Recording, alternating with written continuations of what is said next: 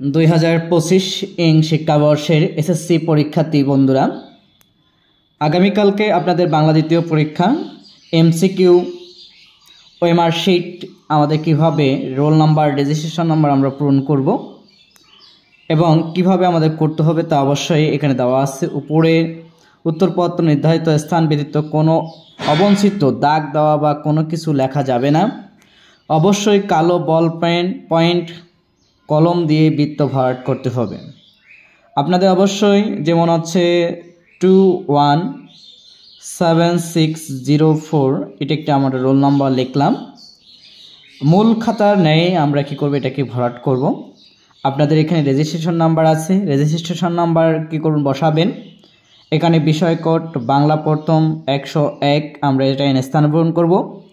এখন আমরা যে এমসিকিউ প্রশ্নটা পাবো, সেই এমসিকিউ প্রশ্নটার উপরে আমাদের সেট কোড লেখা থাকবে।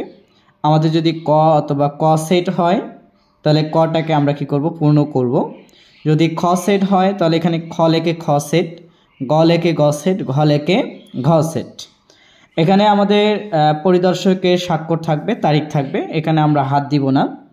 আর নিচে আমাদের কতগুলো নিয়ম আমাদের দেওয়া থাকবে সেটা দেখব। এখানে আমাদের দেখা গেল 1 2 3 4 এভাবে আমাদের কতটি 30টি প্রশ্ন থাকবে।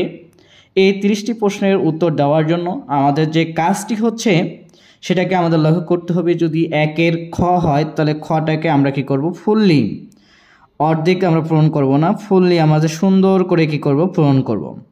কেউ কেউ দেখা যায় আমাদের দেখা গেল যে কি করলো, একটা এরকম হলো, ভুল হয়ে গেল, এরকম একটা দেখানো হলো, তারপর আরেকটা দেখাইলো, দেখা গেল একটা ভুল হলো, এরকমভাবে ক্রস করে দিল।